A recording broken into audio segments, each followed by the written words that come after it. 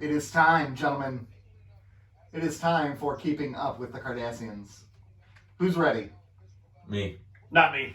I don't think any of us are ready today. Nope. We're struggling. Fake it till you make it. Fake it till you That's make right. it. Hey, this is Nick. This is Rob.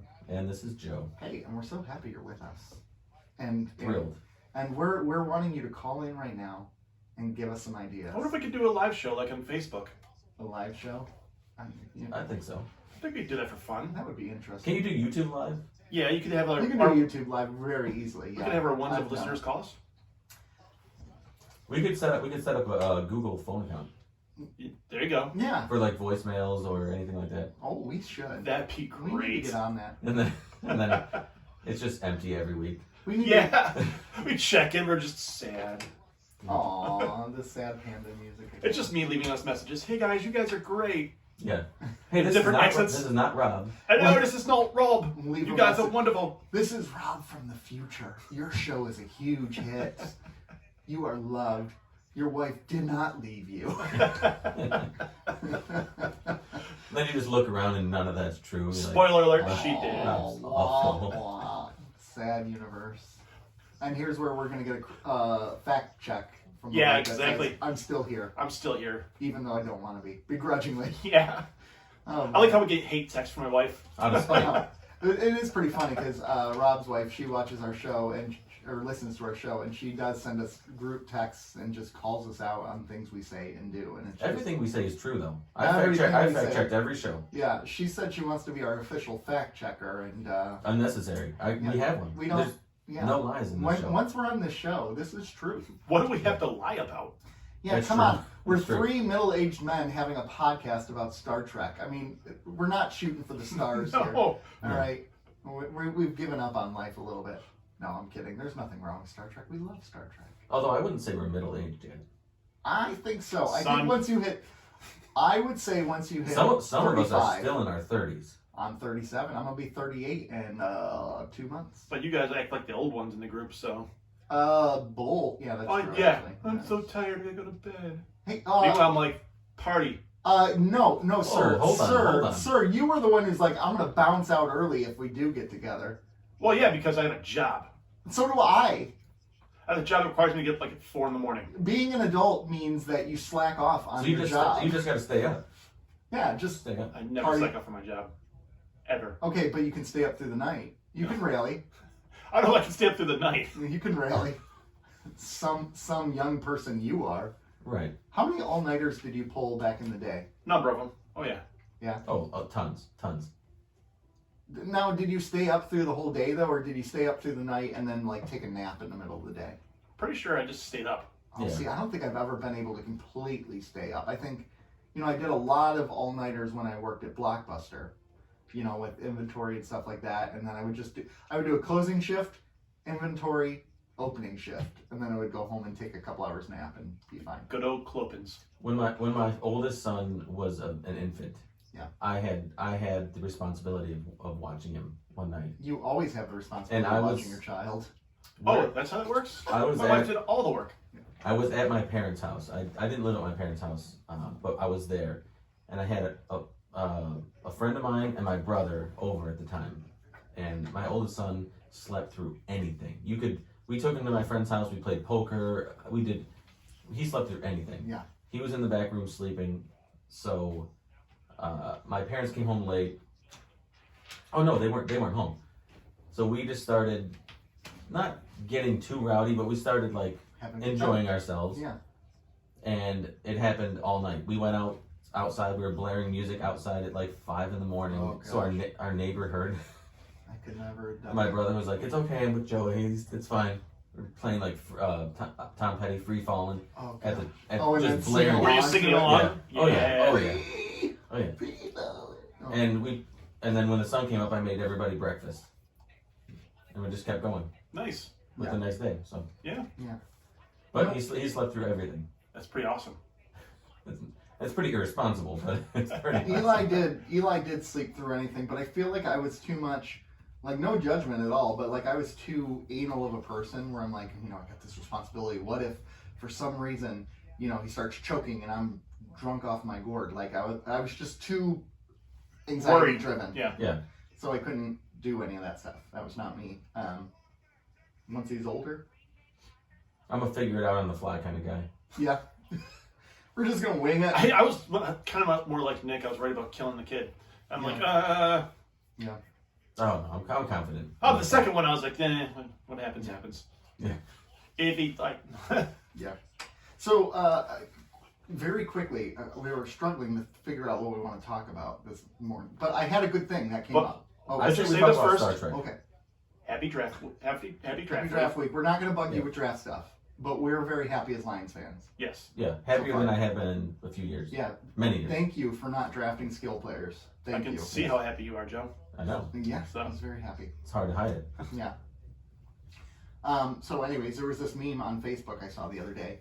And it was the meme where it's like you can bring 3 back to life, and it's the singers, the row of singers. So I'm going to name off the singers, and you tell me who you'd bring back to life. Okay, you ready? You got Michael Jackson. You got Kurt Cobain, Freddie Mercury, Bob Marley, Janice Joplin, Jimi Hendrix, David Bowie, Prince, Whitney Houston, Elvis Presley, Tom Petty, Jim Morrison. What was this list? I'm almost done. Tupac, Ooh. John Lennon, Ray Charles, You said you're Wait. almost done. and one more. Who is this? Who is that? Who is that? That's Johnny Cash. Johnny Cash. Oh my gosh, how did I not know Johnny Cash? All right, so of all those names, 3 you're bringing back. Who are you bringing back? Tupac. So let me see the list visually. Okay. There's the Tupac there's the first, visually. Michael So- Jackson, Jimi Hendrix. Okay, so I'm gonna tell you I'm not gonna bring back Bowie. I'm not gonna bring back Johnny Cash. Mhm. I'm not gonna bring back Tom Petty. I'm not gonna bring back Ray Charles. Okay. We're just gonna bring back Kurt Cobain. I'm so not we gonna do it bring again. back Freddie Mercury. I feel like they all had very, very productive careers, which weren't necessarily cut short. Oh, Freddie Mercury is one. It was cut short tragically, but I feel like his body of work was so great during his life Yeah. that I don't feel like I missed out on his opportunity. So you don't feel like any work he would have done after, like, if he would have Yeah. lived, would have been. Tupac's on my worth it list. is the wrong word. Tupac had way more. Oh gosh, not me. Tupac is number 1. Tupac I had don't way get more to say. Tupac. I don't. You don't get Tupac? I don't get it. I don't care. I don't want more I don't want more Jim Morrison. Okay. Elvis lived a great life. I don't want Elvis. I mean, there's only 2 females on here, and I don't think I would bring either back. Janice and Whitney. Whitney was already done Whitney was done. before She destroyed her voice. She destroyed her voice with drugs. So- yeah. And Janice was probably going to destroy. I mean, she had the raspy voice. And with her drug addictions, there's no way her voice would have stayed with her. Okay, based on I would bring John Lennon back, John. Tupac and John, Mhm. because We can name that a band, Tupac and John. yeah, because I think the other 3 Beatles that went on after Very Lennon died successful career. had very successful Great careers, music. and I feel like they could have buried some of the beef. They would have got back together. At some I don't know if point. they would have gotten back Oh, together. I do think there's. Not as long as Oak goes Didn't alive. you hear about the SNL thing? But They were going to reunite on SNL, or they were working on it. but they're British. Yeah. And so we got Oasis, the Smiths, Pink Floyd. Yeah. None of them are ever getting back together. Led Zeppelin. Yeah, but they didn't. I don't know that They're they. British, right? Led Zeppelin. Yeah. Yeah. That's But I don't know that they. I don't think they broke up the way that. No, they're not your typical. I mean, they did it after Bonham died. Yeah, but they did not get along. Like they had No, but bodyguards they kept against going. each other. But they kept going. Yeah. So give me John Lennon, give me Tupac, and hold on, the other. You're gonna say Kurt Cobain, aren't you? No, I'm not going to say Kurt Because that's the Cobain. wrong answer. I feel like Kurt Cobain went when he was supposed to have gone. Give me Prince. Prince. Prince is a good one. So here's what's interesting about Prince, though. I don't like any of his newer stuff that he did. I was over it. I like his late '80s, mid '90s stuff, but then the more recent stuff, I didn't really care for. That's fine, but was always somebody who continually put out music where he grew. He never stayed put. Yeah. He was always striving for better Okay. or different or putting out art. Okay. And I feel like he never really missed a step. Okay. He's so incredibly underrated. He is. But he is one like some of those I named in the beginning who had a very full career. Yeah. But I still feel like he still had more to do. Mm-hmm. Whereas a lot of the people that I named at the beginning, I feel like they kind of did what they were supposed to do. And Yeah. So those are my three. I'm bringing back Freddie Mercury. I'm bringing back John Legend, and I will bring back Janice Joplin. John Lennon, not Legend. John Lennon. John Legend's dead. Sorry, John. I'm bringing back John Lennon and Janice Joplin because I feel like Janice Joplin, she was really just beginning her arc at that point, right? She was just beginning to. Yeah. Most of these other. I mean, granted, Freddie Mercury and John Legend. No, I'm kidding. John Lennon were at already had kind of not plateaued. That's a bad word because it makes it sound like they're done, but they were already pop culture icons. Yeah. Janice Joplin was becoming there, and I think because of her death, became more of one. But I think if her music would have continued, she could have done some amazing things. Very similar to Amy Winehouse, right? If she wouldn't, yeah. Like now, if Amy Winehouse was on this list, I think I would choose her over, maybe Lennon. Yeah. That's a good. Yeah. Okay. I want to talk about you don't get Tupac. It's not that I appreciate Tupac. I know. Thank he's you for talented. circling back to that Because yeah. I'm fixated, man. There's not. I don't hate you. I've never hated you as much as I do right now. I've tried. I've really tried to appreciate his music. I have, and it just. I can't personally connect with it, and that's fine, right? They're not all going to connect with the music. Yeah. Like I don't connect with the Beatles. Yeah. Yeah. Exactly. And Yeah, and our hate for you, we deal with it. So you got to deal with your hate for me. I don't know. Tupac, man. Yeah. I don't get it. I never. Yeah.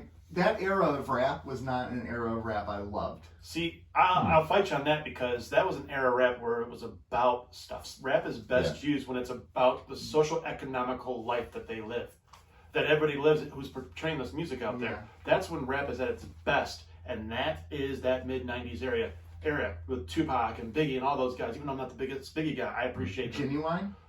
That was hip-hop. That was R&B back in the Wu-Tang day. Clan. Wu-Tang Clan. We're talking Nas. We had things to talk about as opposed to what most pop or what's most string rap is about now or since the year 2000. Well, there are rappers out there that are sure. still talking about But have you ever heard of them? Like really any of them? Yeah, but they're not you have to know them. They're not played on the radio. Yeah. Now they're just not played on the radio. It's not pop rap. Right. Yeah. And that 90s stuff, if you look at a Tupac, for example, was never pop rap. Pop rap. Really? It was impact rap. Listen to his stuff, man. It was impactful. Oh, I'm not saying it's not. But here's where I always run into this problem because people say that, well, rap used to be about something and now it's not. Let's not pretend like all rock music is about something, but it doesn't mean I don't love it. Most rock music I don't want to play like whataboutism. We're talking about I don't care rap. what you want to do or what rock music is about I- a lot of times it's about anger. Usually the lyrics is something depression. someone's pissed off. And depression. And depression, yeah, so that's usually what rock music is. We're not talking about rock right now. Yeah. We're talking about rap, specifically Tupac. But I'll say it. The best poet of our time. I wouldn't disagree. I think his poetry, I think his music is incredible. Mm-hmm. I can appreciate a talent without liking that talent, right? Mm-hmm. You know, That's true. It's like I don't like hockey, but I can appreciate athleticism. Or like Rolling Stones. I don't like the Rolling Stones, but like you really have to have they're a good. true appreciation for a guy who can do hit 'em up and changes. Yep. And that's true. and you can feel his authenticity in both songs. I think that is really what he has going for himself, is that he is so authentic with his music. Which is why for a while there, I know you guys don't like Eminem, but I think that's why he was so popular. Yes, he had his pop hits, right? Don't you like him? I love Eminem. Oh, Yeah, do you? That's Okay, me, I don't. I don't. His music was authentic. Was it dark and was it kind of terrifying? Slim Shady Yes. was authentic. Yeah. No, I said it's not with his pop hits withstanding here. Okay. Fair enough. But even some of those, like what was it? The second hit off of his second album that he released, he did it as like a FU to his record label because they were insisting that he have a pop hit. So he made something that was cheesy and corny, like The Real Slim Shady. The Real Slim Shady, yeah. The Real Slim Shady was the first one, though, wasn't it? Oh no, My Name Is was the first one. My Name Is was the first pop hit. Yeah. And The Real Slim Shady was the second, the follow up to that. Yes, yeah, exactly. But like Curtain Call, that album is just so freaking not Curtain Call. Encore. No, I like The the Slim one with Shady like Show. yeah, the Slim Shady Show with like Square Dance on there, Toy Soldiers. Underrated album. Oh my gosh, Underrated. it's so good. But like current rappers like that, I've talked about him before. NF is a rapper with a The message. Christian rapper, right? Yeah. Yeah. Well, yes and no. He's a Christian rapper, but I don't think I've ever heard him really talk about God in his rap. It's interesting. When we recorded that one episode, Yeah. I went back and listened to some of his stuff, and I'm like, I don't hear like Christian rapper in this Christian guy. themes. Well, I Yeah. think what he did is, in some of the stuff, is similar to some of the older Christian rock. Yeah. Is where they made it where you could either view it as God or a love song, Yes. something along those lines, where you kind of he tried to go mainstream, but still tried to appease the religious folks. But I don't think Yeah. NF does that, honestly. I think. To the things I've heard, I can see it. I haven't heard a lot. In all fairness, have not heard a lot. From what I've heard is I feel like he raps in a general sense that is clean. So it's clean enough to appease To the religious Christian base, side. yeah. But he's still rapping and he's still talking about things that in can his life, right yeah. that can be that are accessible outside of the scope of religion. Yeah, I agree. Hippity So- hop, Yeah. hippity hop, and you don't stop. So but going back, like rap today isn't my thing. No. But like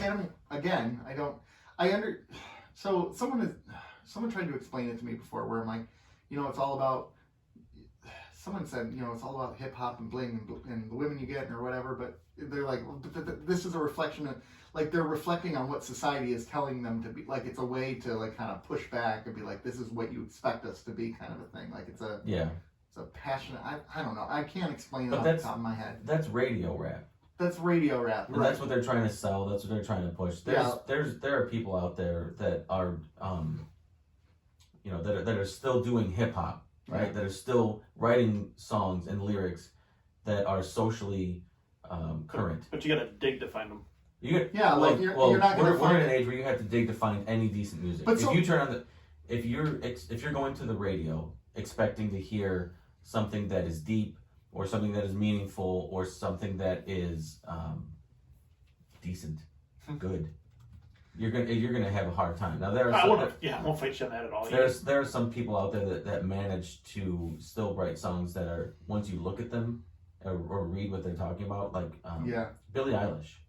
I think Billie Eilish is a little deeper than people give her credit for, because her songs are so popular. And it's this ASMR type of singing where you can hear every syllable and But most of the sounds awful. most of the stuff on the radio is just, it sounds so similar, so it gets you not to change the station. But anything with any sort of depth is something that you're gonna have to search for. Yeah. What's interesting? I was thinking about like current rappers now, right? And I immediately I go to like WAP, right? Like, what's the message in that? But some women or some people will say there's a message in that song because it's about women empowerment and claiming their sexuality. But I'm like, Men have sung that song 1,000 times. Men have too. Like heavy rock in the hair metal in the 80s was all about that. Girls, right? Well, but it wasn't so like girls. Pop the I'm t-shirt. gonna stick my boom in your boom and we're gonna bloop with such No, graphic language. But I know my boom in your bajango. Like it didn't use this. Now that doesn't mean the message still wasn't there, right? They were just using euphemisms and metaphor, like. So I don't get on that, but like I immediately went to that song. But then I also think about Lil Nas, who released the song that really just pissed off the church recently. Mm-hmm. Lil Nas, his Lil father, Nas X? he released Montero, I think was the song, and his father was a gospel singer growing up, I think. So he grew up in the church. He was a gay man, so he was basically cast out from the church, and And in his song, he has like imagery of like the devil and stuff like that, and like he's claiming it. And Christians were so mad at him for doing that, and he's like, "Look, you've already cast me out. What do you like? This is my message. This is what you represent to me." And that to me was power, you know. Mm-hmm. So I think rap can, like you said, you just have to dig. Sometimes you don't have to dig; it's out there. But I think that's even kind of the same with the mid '90s. Beyond Tupac and beyond Biggie and beyond some of the other ones, you kind of had to dig because that was when gangster rap was really popular. Well, even inside gangster rap, I mean, you look at a Scarface and a lot of things he put out. Yeah. There's a lot of depth in there still. Yeah. Yeah. And there's a lot of artists, Wu-Tang, there's a lot of depth in there. You know, the anger comes from the struggle. Yeah, and even with like the R&B at the time, there's a lot of depth there. Mm-hmm. Dr. Dre, Snoop Dogg, we didn't even mention those guys. NWA. Yeah. So there was depth there, and even though it hit the mainstream radio, we just didn't.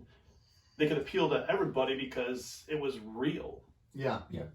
So, But like I said, Hit 'Em Up, I felt like Tupac was coming to kill my entire family. I love that song. And then Changes, I'm like, why are we so mean to each other? Can't we just all be nicer? I love my mama too. and then after that, you put on Limp Bizkit and listen to break stuff, and you're like, yeah. Now I did tell you guys this. Just give me something to break stuff. Limp Bizkit is garbage, but that song will get me hyped, like for a workout or for a football. I've listened to it before Tele-Valley football games. I want to run through every single wall. What's Tele-Valley football, Joe? What's Tele-Valley football, you ask? Yeah. No one cares. It is football, Rob. It's a football game played amongst friends. It's tackle football with no pads, played during football season. We're grown men. And who plays that? Badly. Who plays that?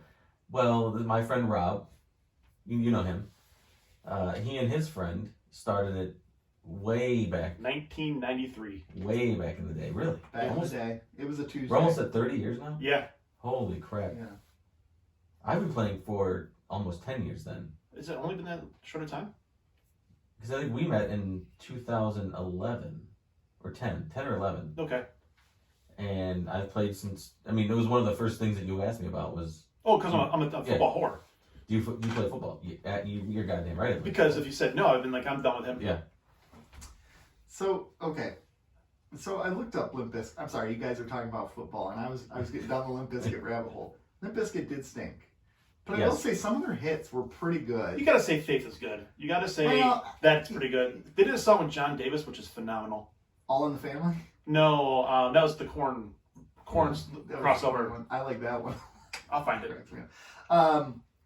But they had some good ones. I thought Rearranged was pretty good. Here's the thing. I did like Limp Bizkit when I was in high school, and that's part of the problem. I don't like them now. I look back and I'm like, oh. Yeah, Nobody Like You is the one I was speaking. You want to know? Scott Weiland did it too. I'll side with you, Nick. Yeah. I listened to them when I was of age as well. Because you guys don't have a soul. But it's, to me, they're like kind of like Incubus.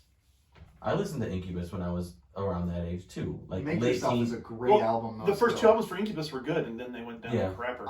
Morning View was pretty solid. I thought Morning View was really, really good. I like Morning View. Wasn't that one of the first two? No, that was their third or fourth. Okay, so maybe this. So the two popular ones actually were really good. The one I know about it. Yeah. They might have Make Yourself was their peak. Yes. And then Morning View came out, and then they started losing that popularity because of that. Because it was a totally, not totally different sound, but they went away from a lot of the scratching DJ stuff. And then they came out with A Crow Left and Murdered. But yeah, but they're Drive was on that one. Stellar was on that one. Mm-hmm. Wish You Were Here. Nice to Know You. It was a good album. Yeah. I did listen to the first Limp Bizkit album, but after that I kind of lost interest. Yeah. Was it the $3 bill, y'all? Yeah. Wait, no, was it though? Yeah. Come on. Yeah. I know. It's sad. I know my Limp Bizkit. Aqueous Transmission, I think, is one of my favorite Incubus songs. And it's done like with what's the Japanese instrument that's like a guitar, but it's not a guitar. It's not a sitar. No. I don't know. It's beautiful. I'm drawing a blank. Anyways, we had nothing to talk about today, clearly. I don't know. I think we're doing pretty good. We spent all this time talking about music, guys. Actually, Joe, did you see that they released a still from the Flash with the Batman '89 Wayne Manor? No. Wait, what? Yeah, on the interwebs, they have a still of Wayne Manor, and it's the one from Batman '89. No way. Yes, please. Oh, no way. Oh, no way. I'm Googling this right now. ScreenRant.com. First images of the Flash. This is the same man. Oh my gosh, it is. Oh, Nick is crying. They've already removed it from the. Oh no, they haven't. Yeah, there it is. They've already First scrubbed shot. it from the. First shot. Yes. Look at that. Yeah, buddy. It's such a beautiful Wayne Manor. It's a perfect one, actually. It really fits. It's nice. Especially the Gothic era that they were kind of going for. It's very Tim Burton. Well, it fits that aura. Yep. Yeah. Yeah. They used a different mansion in Batman Returns, though. I don't doubt it. But that's okay. Anyways, should we take a break? Yeah. Yeah. Well, yeah. Let's do it. We're gonna take a quick. I'm gonna cough here, so someone continue on. You hit quick the mute commercial button. break. Yeah. Quick commercial break for a couple of one Well, we like to do one, podcast. Yeah. One begin. and you're not allowed to skip it. We like to share our friends. Yeah, that's right. Promote our friends. Yeah, we like to promote our friends. There we go. Oh, share them with everybody. Share our them, friends Share them. with the listeners. Share them. So, anyways, if you all have good recommendations for podcasts, send them our way though, and then we can give them a listen. And That's my include them. favorite thing on Twitter when someone says podcast. I have Podcast recommendations. Yeah, I have a Hi, standard go-to. you have a. Do you ever get responses to that? Yeah, really? We've gained listeners from that. Yeah. Sometimes they just completely ignore him, but 95% of the time they do. But some people are like, some people will interact. One person was like, yeah, I'm gonna go back and listen. Mm-hmm. It can't there was a whole thread on it about how it's it's so stupid because you get the same canned responses from everyone. I'm like, yeah, I do have the same canned response. Well, sometimes I'll switch up the beginning depending on what the tweet says. Yeah. But if you gain a listener from it, Right. that's fine. Yeah. Well, and We maybe want they more can- people to listen. Hi, we are a podcast focused on Star Trek Deep Space Nine as well as other pop culture discussions. We are a show for Star Trek fans and non-fans alike. New episodes every Monday and bonus episodes periodically. Bam. Listen, subscribe, and share. With long and you can't do prosper. I can't do that. I've never been able. We're doing Boom. the Spockian thing. Wow. You know what's ironic is I've been able to do this my entire life, that? Have you? Yeah. Oh, that is ironic. and I never saw Star Trek. All right, commercial break. We'll be back. All right, if you didn't listen to it. You're probably gonna go to hell. Wow. That's some bad theology take. Hot From a theology minister. take. Yeah, Yeah. the minister. Well, I have an authority then. I know. Well, these two ministers disagree. I mean, I said Two ministers, one podcast. Are you technically a reverend? with Reverend. That really makes me mad. Triple R, Reverend Robert. I Lee. spent 3 years and $70,000, and you went online. Check it out. 15 minutes, $85. And it's not even just 3 years because I'm still. Oh my gosh! Oh, it's such a long process in Methodist Church. It's crazy. I really dislike. I'm good for life. 15 minutes, $85. Yeah. Do you know in the Methodist Church though, if they ever found out, like if you're going for credentialing, and they find out you got that, you're pretty much out. They Like the online one? the online one, because they're like you're making Snobs. a joke of it. See, I wasn't trying to make a joke of it. No, I know you weren't. I Yeah. know you were. But Well- they'd be like, look, you're kind of diminishing what this is by doing, so they kind of. Well, it's like, so I know you were. Did I mention this on the podcast where I said I went to my dad and kind of explained why I was doing it? Because my dad's a Right. legit man of God, reverend, whatever you want to say, and I wanted to make sure I wasn't attacking him.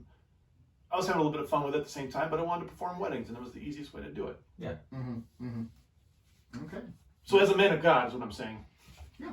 I mean, I personally, there are a lot of people who have really big problems with it. I really don't. I think you did it in good faith.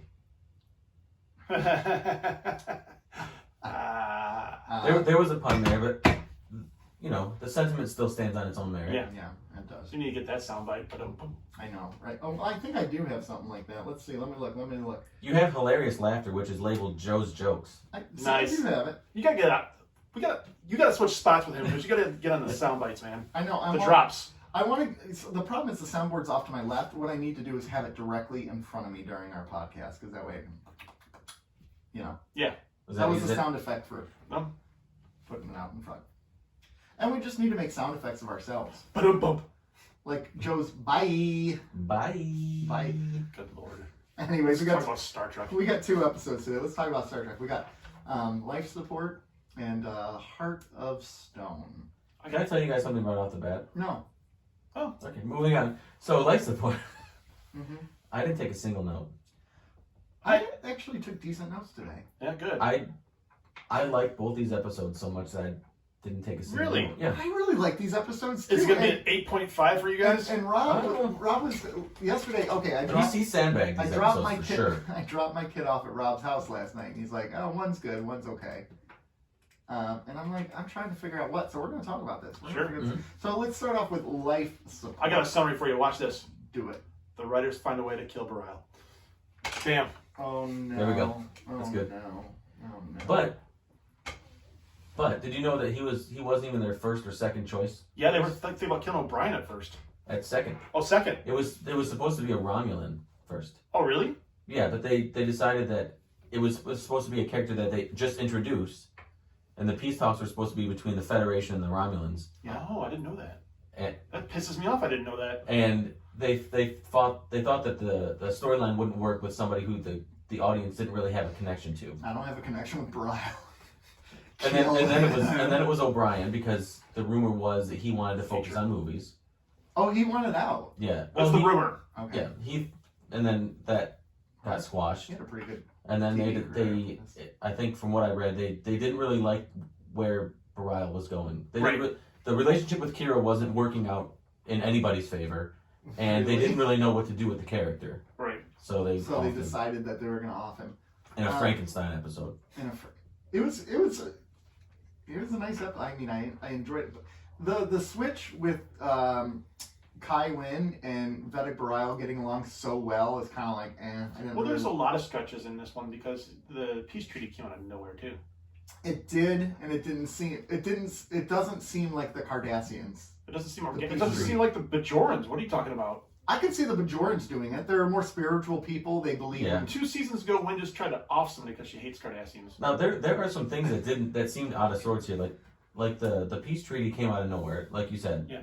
So I thought I had missed something. I'm like, did I miss something in previous episodes where they were working on this, and then you were talking about how Bareil and Wynn were getting along. Right. And I feel like it was a long play by Kai Wynn. Wynn. I think Bareil was trying to do the right then thing. she and used Wynn was, him. Yeah, exactly. Yep. Yeah, she didn't care about him. She Because threw in the him away. beginning, in the beginning of the episode, the first half or 2/3, I was like, man, am I feeling sympathetic for her? I know, there was like her character seemed different. Even the way she spoke was. No, I off had to me. something about that. Okay, because that was weird to me the whole episode. So Well, let's summarize it for real. yeah, go ahead. So that way we know what people know what we're talking about. Okay. So Bareil and the episode starts off. Yeah. So the episode starts off with a ship in danger, and they found out it's Bareil and a bunch of Bajorans and Kai Wynn on the ship. Bareil's hurt by a plasma explosion, something like that. Bashir tries to save his life. He croaks, but somehow the situation allowed for them to bring him back. He came back, but he has disease. He's slowly dying. So along the way, Bashir's got to replace parts, including parts of Bareil's brain, so they can finish the negotiations with the Cardassians for peace, with reparations, between the Cardassians and the Bajorans. B story. Oh, spoiler alert. Bareil dies. B story. Nog and Jake double date. With Lisa Turtle. With Lisa Turtle. I'm glad you saw that, man. I had forgot. I remember watching this when I was younger, when it first came out, and going, "Oh, Lisa Turtle, hey, how you doing?" But I had completely forgot when I went into this episode. So seeing Lark Voorhees, I was like, "Hey, Lark Voorhees." Yeah, I noticed her by voice at first, because she has a very distinct voice. Yeah, but especially we all grew up on Saved by the Bell. Yeah, we all grew up on Saved by the Bell, but more specifically, right immediately before I joined this podcast, I had just watched the entire run of Saved by the Bell. Did you watch the new one? No, I haven't watched the new one yet. Well, that's later conversation. But I remember you talking about that. Yeah. You rewatched it. Yeah. I don't know what got into me. I started with what was it? Good Morning Miss Bliss. Good Morning Miss Bliss, and I just kept going. And I'd watch Saved by the Bell again. So I immediately recognized her. I'm like, that's Lisa Turtle. That's Lark Voorhees. And for like 2 scenes. She guest starred for 2 scenes. But this was, so I looked into this. This was 95. Yeah. And she wasn't doing anything in 95. When did Saved by the Bell end? 93? 93. And by mid 94 or mid to late 94, everything else, college years, all that stuff she was only in 1 episode of the college years. She came back for the wedding. But the whole Saved by the Bell stuff started to dry up. By 94 it was dry. It was done. I'm a little surprised she didn't get more gigs after that show. Yeah, because she had 1 series. I forget what it was. It wasn't anything that She guest starred on a bunch of stuff. Yeah, she did a whole bunch of guest spots, but she had 1 where she was a recurring character for like 18 episodes. I forget the series, but it was it In This House or something? It was with LL Cool J. I'm looking it up right now. It was like an LL Cool J show. She was in 18 episodes, but that was it. That was her biggest role. In the house. Yeah, right. in the house, and that was her biggest role since Saved by the Bell. And she was in the new one, I think I heard, right? You know what? Actually, that's not true. She was in The Bold and the Beautiful. For how many episodes? 57. Really? Oh, wow. As Jasmine Malone. Well, wait, when was that? Like what time? And Day of Our Lives. 93 to 94 was Days of Our Lives for 54 episodes. Really? Is that are you on Wikipedia? Yeah, Bold. I must have missed IMDb. that. The Bold and the Beautiful from 95 to 96. So I didn't realize I thought her career was just that. Oh, it's soap operas. Wow. Okay, so I didn't. Well, soap operas aren't on my radar, and I don't know that they're on either of your radars. But right. I didn't see that in looking up what she was doing at this time. So 95, she still would have been She would have been working on what is it? Either Days of Our Lives, right? Yeah. Huh. Well, so I guess she only had time for 2 scenes. I guess. Man, it was just. It's funny they bring in someone who is relatively. I don't want to say big. Lines are picking.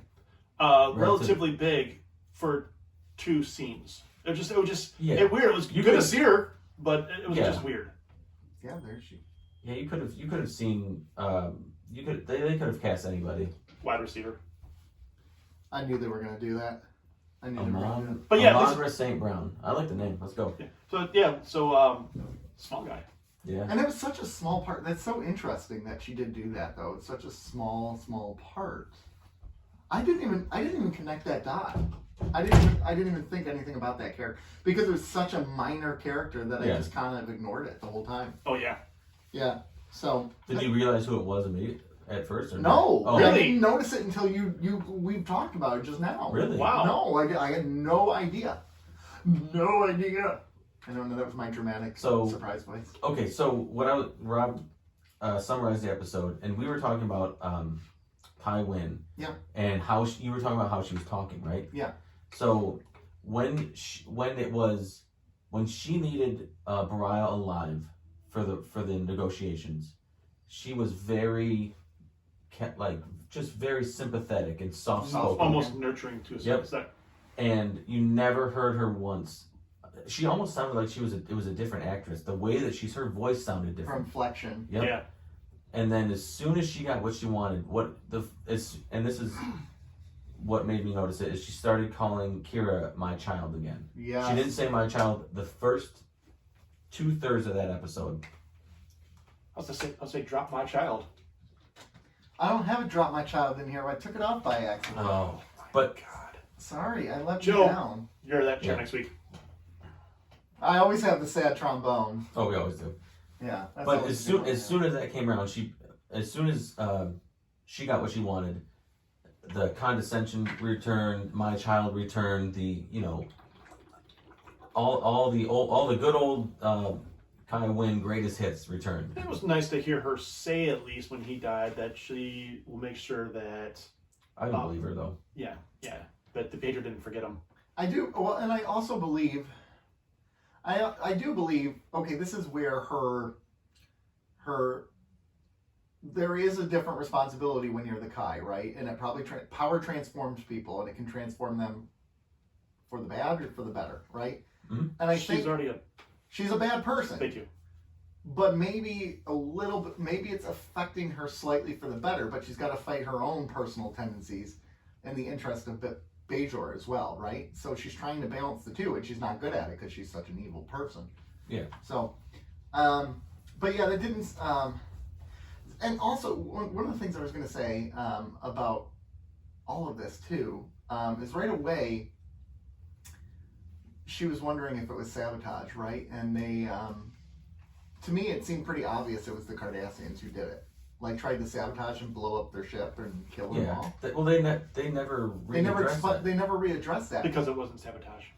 It wasn't sabotage, but why didn't they address? Like, I don't think they needed to at that point. Where they asked the question in the commander's office, and O'Brien goes, "There's no signs of sabotage." I was done with it at that point. it would have been a kind of a cool storyline to see the Cardassians fighting against each other over this treaty, though, because again, it felt very out of place. Like all of a sudden, they're like, "Yeah, let's have this treaty." Who's to say you don't see that with the government and the Obsidian Order? The Obsidian the Order. Obsidian Order. You've seen them kind of butt heads. Yeah, that's true. So that I The agree. Obsidian Order doesn't want peace, and the government maybe does. Well, just to say you won't see it in the future. Oh. Can I say that I'm really starting to like Bashir? He's grown a lot. So especially the past tense 1 and 2, and then his Calling her a coward at Yeah. that point. You're a coward. I thought Yeah, this was one of his best episodes. He is really come into that character. Yeah. All of them have. I think that's why I like these 2 episodes so much. Is there was so much about these characters to love. Right. Yeah. They had to bottle them up so they can pay for past tenses, whatever. These 2 episodes. That's okay. It was worth it. Yeah. It was worth it. And Past tense was phenomenal. I put in here, is it good that they were making Wynn sympathetic at first? And actually, and she still was sympathetic. She's like, I can't do this. I can't do this without him. Like she was being crushed under the expectations of her position. I think that it's better that they make the villain, quote unquote villain, sympathetic because it makes him more believable. Gold to cut. Yes. But I don't think Kai Wynn was wrong in anything she did this episode. No. Because she was No, I doing don't what think she was Vedic wrong Barile either. wanted, right? That's what he wanted. That's what she's justifying it with. Well, he totally wants this too. But he did. He He did. would risk his He did. life. Oh, I know. He was risking his one life versus the lives of many, right? He needs the many. Good old Spock Kirk. Good old- No, I don't think there was a real antagonist here. I think it was just The it was disease. just situational. The Yes, disease the was disease was the antagonist. Yeah. But I don't think anybody in their decision making, anybody in this whole plot, was really out of line. Right. Right. Now I think once Did we get another pet? We did. I think we traded up. We- Anyways, Alignment? sorry, Lions talk. Sorry. Continuing. Yeah. But I think once Kai Wynn got what she wanted, I think she kind of had like a mental reset, and she went back to her position of power. Whereas I think leading up to that, I think she felt very vulnerable, and like maybe she didn't have what it took, or she was maybe in a little bit over her head. Okay. And I think it was a side of her that we hadn't seen before. Yeah. Yeah, which just she doesn't have this overwhelming confidence. She even said that the expectations of that position are greater than even she thought. Yeah, right, exactly. What else were you gonna say?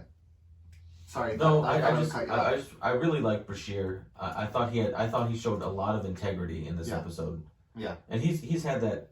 He's been in the first season and a half or so. He was very arrogant and he came off real cocky and like a know-it-all. Yeah. Like a young kid who was a doctor in Starfleet. Yeah.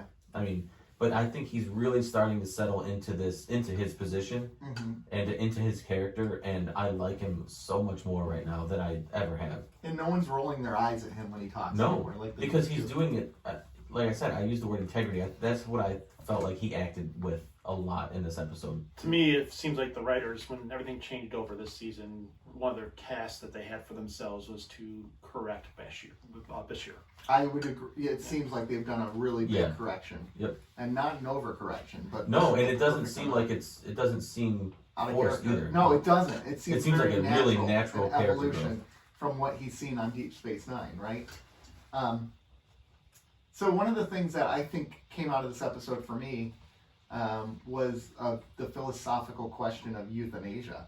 right? Humane euthanasia, right? Because here's Belial suffering, and at the end of the episode, here's Kira begging him to put in another implant to keep him alive.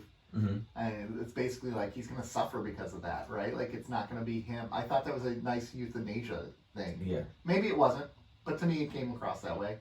I think it raised a lot of the questions. So Miles Kennedy, you guys familiar with him? Yes. Lead singer of Alter Bridge. Yes. Yep. Okay. Yes. He wrote an album, a solo album, which is really good, by the way.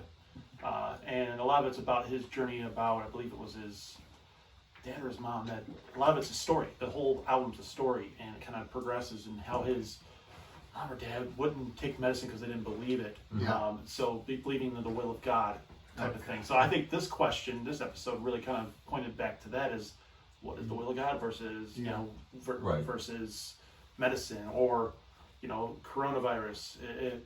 If you're given these tools, why not take them as opposed? Right. So to me, it asked a lot of those questions. Mm-hmm. Mm-hmm.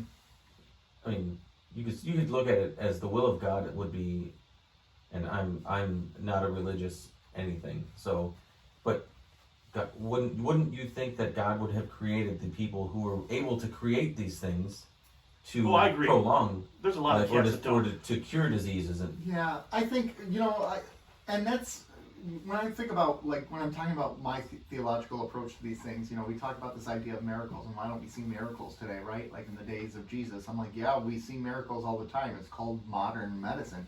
It's called doctors saving people. It's called all these things that we could have never thought about. We're just seeing miracles in a different way. Now and I don't mean that, because some people would be like, well, that means you're discounting the work that these people are doing. No, absolutely not. But I think God has imbued us with a brain for a reason to create those things. Now the question becomes, at what point do we cease being God's instruments and then start trying to become God ourselves? Well, to me, kind of now cloning and things like that. Yeah. Well, I mean, that's a great question. Can you create something from a couple cells in a petri dish and it still be a creation? Is it a creation of us, or is it a creation of God? Now, you may be listening and be an atheist. That's totally fine. Mm-hmm. But this is just Because that's theological. where you fall, right, Joe? more or less. Yeah. I don't know where I fall, to be honest with you. Yeah. I'm a minister, sure, but agnostic. yeah, I think I would fall more agnostic. Yeah. Depends on my day. Because I think so. Because there are just things that, to me, are so. The unknown is so great. Mm-hmm. That there are so few answers for that. Yeah. Where I'm not comfortable saying one way or the other. Yeah. So that's kind of where I fall. It's interesting because I get torn on things, because I think if I were to choose between which I think is true, the theory of evolution or the theory of creation, the randomness doesn't make sense to me. For everything to be so random and just explode in space and everything to fall perfectly in place, can't wrap my head around it. So I would fall to creation. But once it's created, it evolves. So there's this. But why can't they coexist? And this is what I've always. Gosh, they should be. We're going off on a tangent here, because to me, so first of all, I think people always make this mistake with Genesis, is they read it as a literal thing, and it's not meant to be a literal thing. This was a story passed down from generation to generation, and it reads as poetry, and it uses a structure called a chiasmatic structure. I totally butchered it, but it's a chiasm, like the way it repeats itself over and over again, and it's very intentional. And to me, you look at that and you could be like, in the beginning there was nothing, and then there was light. Oh, that's the Big Bang. For 6 days God worked. Okay, what is 6 days? Right. What is 6 days? 6 days could be 6 billion years, right? God could have been working and crafting. And but let's argue, it could also be 6 days. It could also be 6 days. But I would argue, God is a hard worker. I would also argue that he's like a Nog in the next episode. I think it also makes God, to me, Nog is God. God becomes more powerful and more magnificent in this idea of God would literally take 6 billion years to get us to where we are today. Like, take this time crafting instead of going, done, magic. Thanos can do it, God can do it. I just think, and I think that fits. I shouldn't say I think. I believe that fits with this idea of God being graceful and merciful, right? And God is forgiving and understanding, Because It took him a while to get there, though. It takes- It's that Old Testament. Woo! there's a lot of reasons for that. If you, we could have a theology podcast if we want, but this was the Jewish people describing their relationship with God, and it doesn't always necessarily mean they interpreted that relationship correctly. Is an important thing.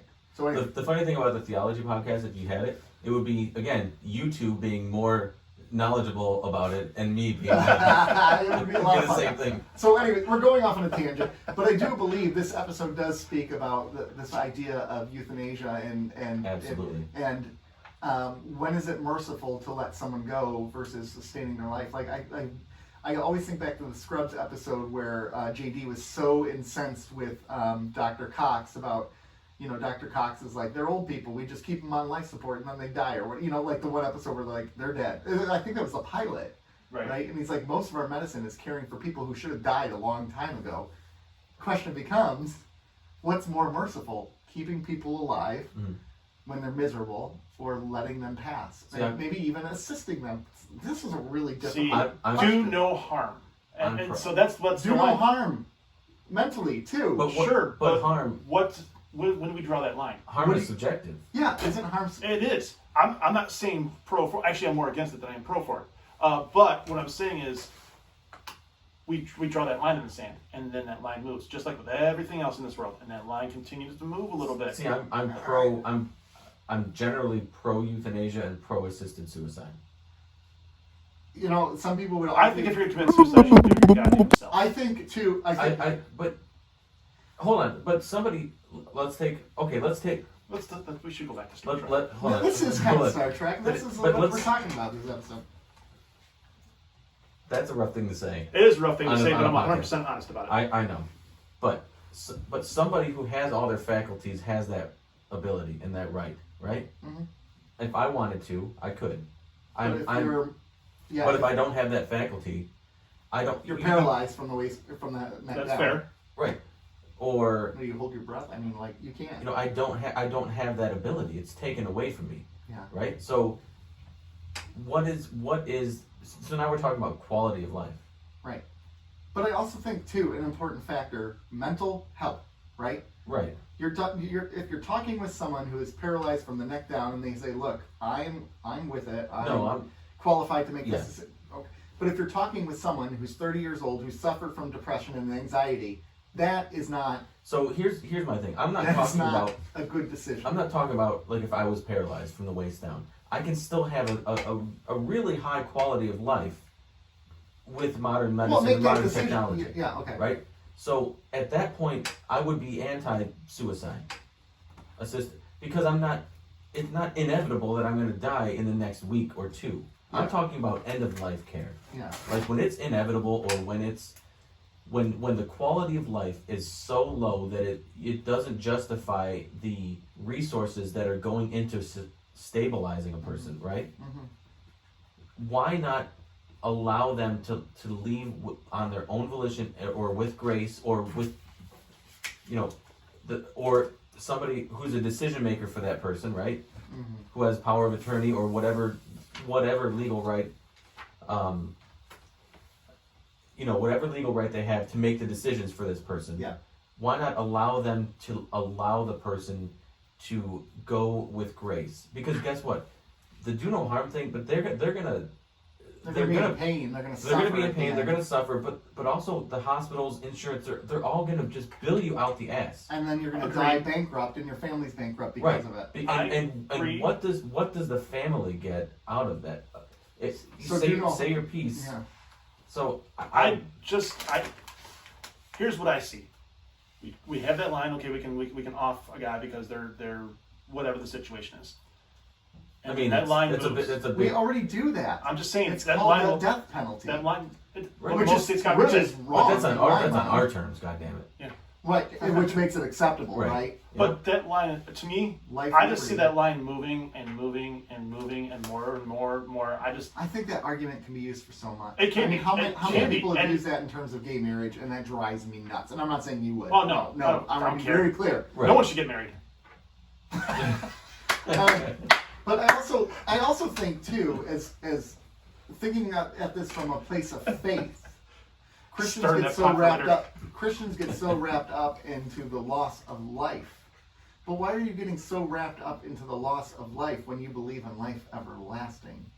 So it's a very It's a difficult It's subject. a difficult subject, and I'm not saying I kind of am saying that I think if someone wants to die with dignity when they're suffering, they should be able to do that.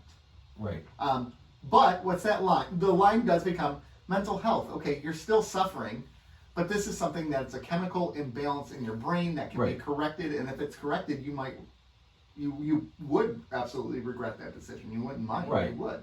So it's a very nuanced thing, but I think that's kind of what this episode is talking about too, right? Like, we've already replaced one part of his brain, okay, but he's still not himself fully, right? And now we replace the other one. It's not even him. Like, where is the mercy? Where is the Right? Like his death is inevitable, and with every new procedure, it gets him closer to it. Yeah. Why? And he's still able to make, he's still able to make his decisions. He should be able to decide. I want. And he didn't even get to make that decision. I think he was I think he wasn't able to be conscious. But he to fully that point. admitted when he woke up, he's like, I can't. And you're touching me, but I don't. Right, know. doesn't Yeah, feel- it's a memory of a touch. Like it's kind of like he knows. Okay, this is it. I'm done. I wish they would have showed him being more like a Frankenstein though. Like he looked perfectly fine the whole time. and he Show him talked the like cutout. Ryle. I know they probably like transport the organs Wasn't in an his hour. or chest something. like blown out almost when they were like taking Yeah, off the yeah, and then it transport? was fine. But Kira was like touching his chest. I'm like, don't touch him. He's probably got bandages and stuff. It's gonna hurt. Well, it's a distant memory of how things feel crappy. Heart of stone. No, anything else, guys? I thought this was a really good episode. I want to be very clear though. Like these are just opinions, and sometimes we Yeah. joke about things, and it might come across as insensitive. And if it does, we apologize. And If I you're came someone up who's with- battled mental health and illness, the only reason why I felt confident in talking about it is there was a time in my life where I struggled with anxiety and depression. So I feel like I can speak more from a place of understanding. So I want to be very clear on that. None of us are anybody who's gonna And we're not trying to trivialize things. No, And we're not I wasn't gonna trying to be too trivialize abrasive. Right. I fear that line more than I fear anything. I get that. 100%. That's But where I think the problem becomes we should never stop fearing and asking the questions, right? And you're the, right. the problem is when we get so wrapped up in the question that we refuse to move, right? So you can move a little bit, but continue asking that question and say, okay, we got to figure, getting wrapped up in indecision is an unhealthy thing too. And I think actually that's part of the problem with our country. We're so wrapped up in indecision one way or the other. We don't know what we are. Right. But And anyways, I'm willing to be educated or my opinion changed. Me But too. right now, it's Yeah. just that I fear that line, man. I do. I fear Before you. we move on, can we talk about the B story real quick? Yes, we got to talk about the B story. We have to talk about the B story. Besides, what, So we mentioned B story. I forgot the B story on this one. Nog and Nog and Jake. Jake go on a double date. Oh my gosh! And See, Nog is just the This is one of my worst. issues with this episode, though, is you have the heavy episode and then you have this cartoon episode in the same I read thing. that But they was kind of it? regretted that move. Yeah. I don't know, because there's a little part of me who thinks like this is kind of a point of Federation superiority and human superiority. No, this is not the way you do things. That is the wrong way. And it's like, but that's your way. Yeah. Right. You And know? that's the point that they're trying to get across. Yeah. Right. I liked it. And I think this kind of fits even the medical thing, right? Like keeping him alive against his will. Well, that's our way, but that's not your way, right? He wants it a certain way, and you're telling him he's wrong for feeling that way. Same thing with Nog. He wants a relationship to be a certain way. You're telling him he's wrong. And I don't know. They're enforcing Federation standards and human standards upon another culture, and that's dumb. Or they're expecting. They're Federation. Yes, I don't think he was forcing. I think He wasn't forcing. I think he was just taken aback by, because I don't think Jake had really been exposed to Ferengi culture like that in that kind of way before. But they had been chasing women together before. But never succeeding. Never Yeah. succeeding, but you don't think you don't Nog see would them have. succeed. But I can't imagine that they've gone on a double I date can't imagine. like that, like a formal double date. I agree. I can't imagine Nog having asked Jake when he was dating Lita, say, what about one of those other Dapple girls? Yeah, exactly. Right. I agree. But I feel like a Dabble girl would be able to kind of handle Well, because he's Ferengi a culture. Quark. Yeah, Ferengi culture a little better than Lisa's, or her name was Leanne. Yeah. They always got to give her an L name. Lisa Right. Turtle's name. But This sorry, go ahead. No, I liked how they came to a resolution. I That liked was a good story. the asking to get arrested. Well, and the whole like, But we're not- never going to agree on some things, but we're going to be friends. Boom, love it. Yeah. Right. And Nog, you know, you kind of feel like he's a silly character, but he was very quick to figure out what was going on. He's not Right. he's not stupid, and you'll see in the next episode that he, you know, I kind of thought it was kind of cool that they had the Jake and Nog as the B story in both of these episodes. Yeah, there's a line in this episode that made me laugh more than it ever should have, and I don't know why it makes me laugh so much, but maybe it's the way that Aaron Eisenberg had said it. Yeah. She's so dumb, she's perfect. It made Oh, me yeah, laugh yeah. so much. You told me about that the other day. I chuckled yesterday. That was. He's a good actor. He's yeah, good. you'll see in the next. I liked when he said, "Well, at least I didn't ask her to chew the food." Sexism. Oh, it was. I was But that's uncomfortable. I was uncomfortable you're watching that passing thing. your values on Brandy. Yeah, Nick. How dare you? I know. How dare I? Although Alright. I was kind of uncomfortable with that date. I'm like, Oh, it was horribly awkward. Yeah. Yeah. Like Jake just can't find a nice girl, and he's got to bring Nog along. What do you? Not because you're forcing upstream. himself. You would rather it be the three of us? That was pretty funny. The assumption. The assumption that he's going along no matter what. Yeah. Either it's going to be the three of us, or you better find somebody Yeah. for me. But their friendship is coming along, and it's growing and it's evolving, and they're getting into these situations that kids or young adults their age are going to start to get into. Yeah. And these scenarios and their relationship is, I don't know what it's going to be, but it based on how relationships go at that age, it's going to start to get more complex, and there's going to be a lot more feelings and things that they're going to have to go through as friends. Yeah. And then having to make, because it seemed like Jake didn't want to hurt Nog's feelings in the beginning about going, canceling the game to go out with a girl, because that because that does happen when you hang out with your friends all the time, and then all of a sudden you start taking interest in like dating or something. Yeah. And then you have to kind of have to make a decision. I don't want to abandon my friends who I've been spending all my time with, but I want to explore these other options. And I felt like Jake did a pretty good job with it. He was a good friend for letting him come along, but then it kind of backfired in his face. Bless you. Thank you. You are so good looking. That's a Seinfeld reference. It is.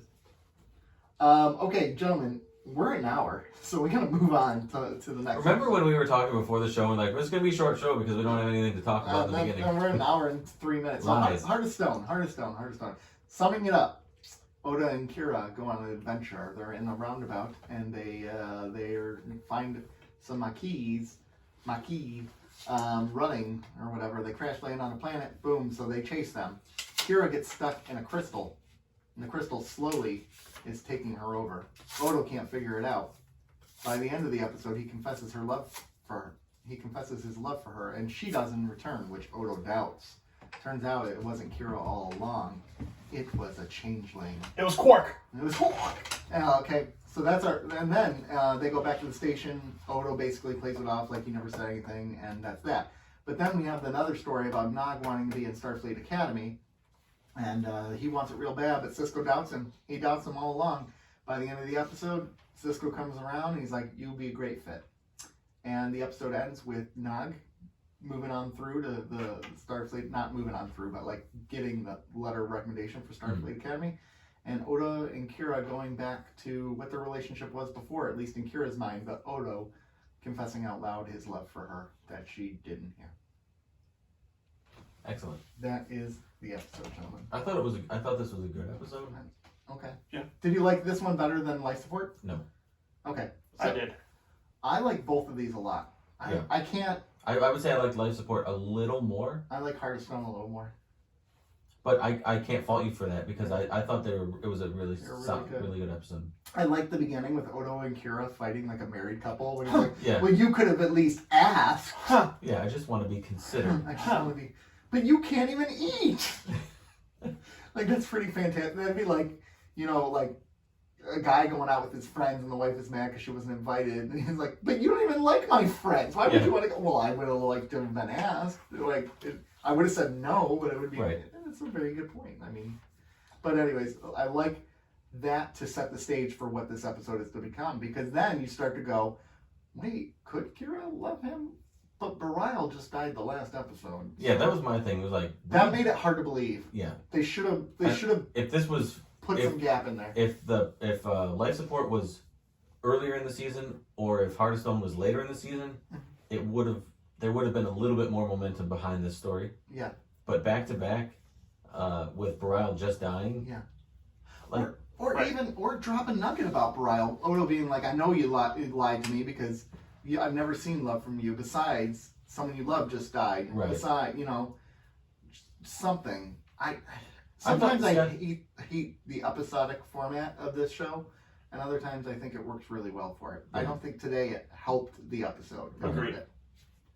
Now, but I think when these two aired, Life Support aired, and then like 4 weeks later, Heart of Stone aired. I think there was a gap between the two. Yeah. Okay. So here's a question I have for you. When did Kira get transferred out? Like, was that Kira, was that the changeling from the very beginning? No, when they separated, is my assumption. Yeah. But she was stuck in a crystal. I don't think the real Kira was ever stuck in the crystal. Yeah, I don't think she was either. Okay, so right from the beginning, that was never Kira. Yeah, right. That's my thought. Okay, so they broke up for quote unquote 20 minutes, and it was like in the showtime it was like time. Yeah. And then he walks up to her and he's like, "What happened? I got stuck in a fissure." Okay, all right. Because part of me was like hoping it was initially Kira because she's more carefree and humorful. Like she's laughing about the situation being stuck in the rock, and he's like, "What's so funny?" Like I kind of liked that could have been Kira, but it really wasn't, and that's kind of a bummer. Because as far as I know, I don't think. Well, remember when in Odo didn't leave her, did he? Huh? He didn't leave her in the beginning, so. No, because he went to go to the runabout after the first. And that's when they heard the phaser fire. Right. So my question is that when that switch happened? No, I think it's at the first. But she faked the phaser. Because the crystal was part of the changeling, so the fissure or the crystal she was initially stuck in was the changeling. That's what I'm saying. So that was Kira initially. No, I think it was the changeling. Always the changeling. Yeah, I think so too. See, I was thinking maybe it was part of the changeling. Like, could they separate into smaller pieces? But right, and in the search, they had him in that stasis chamber, and they were able to play scenarios out with them. So maybe they were doing that to Kira in the thing to try to figure out how she would react to things. Okay, all right. Well, that's kind of a bummer though. That wasn't all along. It wasn't her. I was hoping they switched at that one point, but that's okay. It's not a big deal. I just thought the story lacked a little momentum for a while. It was kind of boring for a little while until it picked up right at the end. Yeah, and that's what helped the episode for me. Sometimes you get that payoff. There were some funny things though in there, like when Odo's talking about going on the boat with kayaking, singing Louie. Yeah, ancient sea chanties like Louie Louie. I could just picture O'Brien like with a stroke, like Lua. Like just perfect. Anyways. Yeah. So good. So should we continue just talking about this story first, and then we'll do the beat because they don't really tie into each other. No, they really kind of don't. Well, a little bit because Sisto's questioning Nog and Odo questions Kira at the end. Anyways, I felt really good for Odo when he opened up. Because I love the part where he delivered that beautifully. I watched the episode this morning, okay, and then I got here about 11 o'clock, and Rob was finishing up the episode, so I sat and watched it again, and I still loved that last part because he's like, "Why can't you leave? Why can't you leave?" Or the story of his name. That's the part that really got me. Oh, I love it. And then he's like, "For always, Odo meant nothing," and then you said my name, and then there's this dramatic pause. And so did Bashir. Yeah, he's like, and then I met you. Oh yeah, and then I met you. And Cisco and and then there's the pause, like, oh crap, what did I just say? Right. Oops. That was a wonderful Wonderful delivery. And then the later bit about loving her was wonderful. And then he collapses on the ground like in agony because it's so hard. He's had for this. him. He's like this weight has been lifted almost. He's catharsis for him. He's been holding on to this information so long, and it's just weighed him down for so long. And he's declaring his love and realizing she's going to die right when he declares that love, and that's a weight lifted. But then it's also a heavy weight to bear, right? That it took him that long. So I appreciate. And then his face when Kira said that she was in love with him too was perfect. Like, it was a look of like elation but shock. Right. Like, because he right away went into questioning it. Yeah. Right. Like he went in inspector mode. He's like, because I mean, in his fantasy, he was picturing her always saying that. Right. And then here she is saying that. Right. It doesn't compute. I wish the Burial would have been mentioned in here because that would have been a good way to be like the changeling doesn't know everything, like she had no clue that this had just happened or knew nothing. But I think that's a nitpick. I know. Yeah, I think one of the things they're trying to do with the changeling too is that they know everything and make them more ominous. Right, because they can move in and out and no one can see them. Ooh, I wonder if that's going to come into play at some point. Foreshadowing. So anything else about this story? I like what they're doing with Odo emotionally. I really love how they're developing him. I really love how they were developing. I love the development of these characters. You know the one character who's really stagnating right now to me though? Cisco, yeah. Give him time. Which is fine, because I know there's more to come, and it's going to be really great for him. I actually think... Although Past Tense was... Yeah. Past Tense was a great Cisco episode. It was, but there was not evolution in him. I think that in the next... Either this week or next week, for the next 4 episodes, I think there's a good part for Cisco in there. Yeah. I think. I can't remember. You know who's lacking? Garrick. When are we getting Garrick back? I always look for Andrew Robinson at the bottom. I don't know, at least by the beginning of June. But here's my thing. It's just May 1st. Garrick taking a sideline right now is okay because we get more of Nog. It's never okay. I want a Garrick A episode and a Nog B episode. But Nog was and a Quark C. I love Nog. So going into that, Nog coming in with the latinum, just dropping it on his desk. Like, you're my mentor. Yeah. Like just declaring it. Like you're gonna get me in the Starfleet. So where do I get my uniform? And one thing about the Odo thing that is his knowledge on how to create the vibration machine seemed a little out of character for his technical knowledge. He's not an engineer. Yeah. So he's like, maybe I can rig this thing that's on the runabout. I'm like, a little bit of technobabble, right? Yeah. And they didn't have to do that. It could have just been him like flailing away at the rock, like beating on it, and the rock was constantly breaking as he was trying to open it. Which also brings a good question into how strong these freaking changelings are that he's beating a rock against or it breaks. Holy crap. Well, maybe it wasn't your typical rock.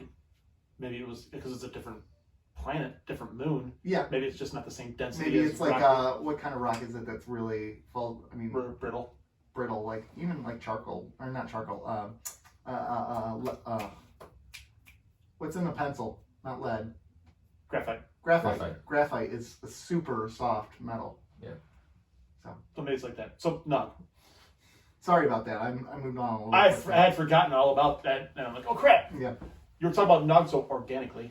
No, yeah, and I really liked his storyline, and I liked how they did it in such a way that even you as the viewer was like, why is he so there's got to be something more. Yeah, especially transitioning from last episode to this episode. Again, it happened really quick. Yeah. Yeah. Right, which works against it, but also works for it, right? It works against it because they're like, well, we just saw Nog be an idiot the last episode, and now we're like, well, Nog is an idiot, so why would he want Starfleet, right?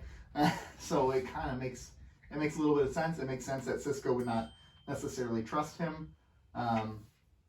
Yeah, my wife just sent me a text message that said, don't forget your son when you come home. That's a long story that we're not going to talk about. You've forgotten sons, you've forgotten keys. Well, you didn't forget your keys. They were stolen. My keys stolen. They got stolen. So anyway, I liked Cisco's. She said that. I know. I liked Cisco's interaction here with Nog, and I liked how he was kind of testing him all along, right? Yeah. Like that end speech with him was really good. It was. And Nog was fantastic there. Yeah. I always want to call him Jesse Eisenberg. At the end of that, he did a great job portraying how he doesn't want to be like his dad. Yeah. And good for Brom standing up for him too. My wife was in the room when that episode was on, and when he because I don't want to end up like my dad, and Melissa's like, oh snap. But in the end, he kind of has a moment with his father. Yeah. But yeah. Like father, like son. Yeah. But he doesn't want to. It's not that he doesn't admire his father. He just realizes his father got stuck doing something he didn't love and wasn't appreciated. And didn't get the opportunity. And he appreciates his father for who he actually is. See, his dad, Ron, didn't get the opportunities. Yeah. And then he just accepted that and Nog is not willing to accept not getting the opportunities. Right. Or just being typecast into being just a dumb Ferengi forever. Yeah, exactly. When he sees potential in his dad, and he knows that he has something to offer the Federation as well. Right. Exactly. Yeah. But so there was. I mean, I don't know. It was a really good B story. I liked Nog being in both B stories. I enjoyed it too. He's the one. He was to me because he was the one character where they. Even like they had some episodes in the past with Jake, and he was the one character where they really hadn't done much with him in a while, and now we get 2 in a row. That's very where true. He's very prominent in the story. And it's good to see him back. Yeah, and that's kind of sometimes that bugs me a little bit though, because it's almost like the writers go, "Who haven't we seen in a long time?" Yeah, let's give him 2. Let's give him 2 big episodes. And I know the reality is we can't insert every character every episode. That's right, but don't do lump of episodes without the character, right. and a lump of episodes with them. Find a way to kind of mix it in a little bit. Yeah. Like Garrick a little bit. They do for a hot minute there. Garrick was almost in every episode. Then he kind of disappears for a little bit, and then he's back. So. And then I gotta go be a Karen and get all upset. Get my episode. I need my Garrick episode. What's the male version of a Karen? Ken? Trevor? Is it Ken and Karen? I don't know if it would be a Ken. I couldn't picture a Ken at a PTA meeting chewing them out, or a Board of Education meeting chewing them out.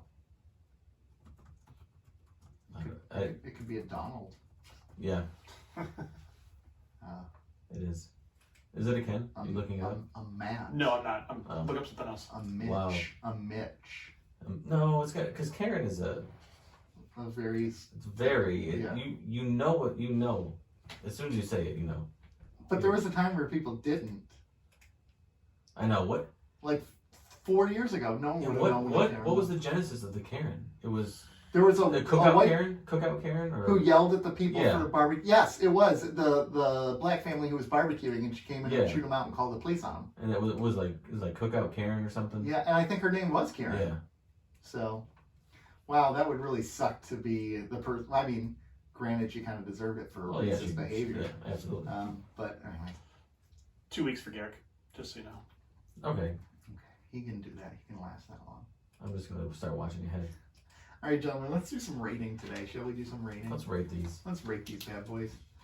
All right, life support. Life supports. All right, I'll go first.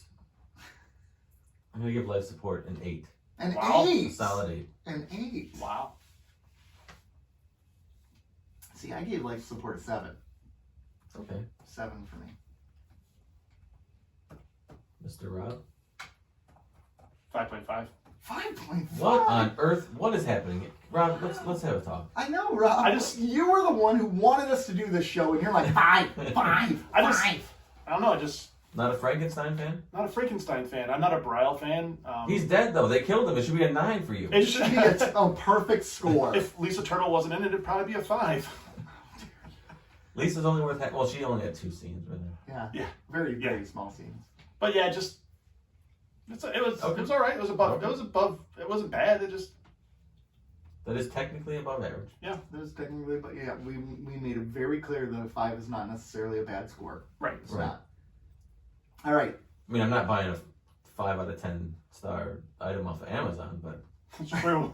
Yeah, that depends on the reviews. Sometimes the reviews are fun, so it's it's true. You just want to see how bad it is.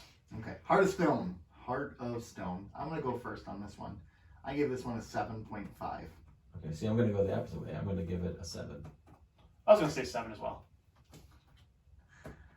Oh, you're both wrong.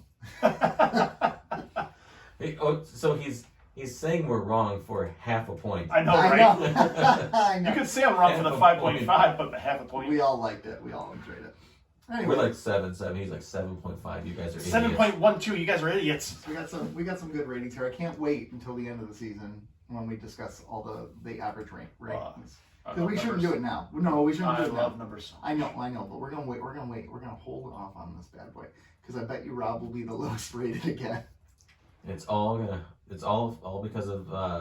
because of life support. Oh, That's what it's gonna be. No, in all fairness, Meridian I blasted too. Second sight. Oh, second sight. That thing sucked. Okay, all right. Well, gentlemen, where can you find us? Right in this room. Instagram, keeping_up_Cardassian. Yeah. Twitter at Kardashians Pod. YouTube, keeping up with the You can find us Kardashians. at all Facebook. those places. And we really want you to follow us. We really want you to join us on our podcast. And tell us how we're doing. And we had fun. Yeah. And we're fun. Yeah, I think. I think we are. I mean, if you ask me, we're fine. And, I wouldn't ask- and you guys are pretty.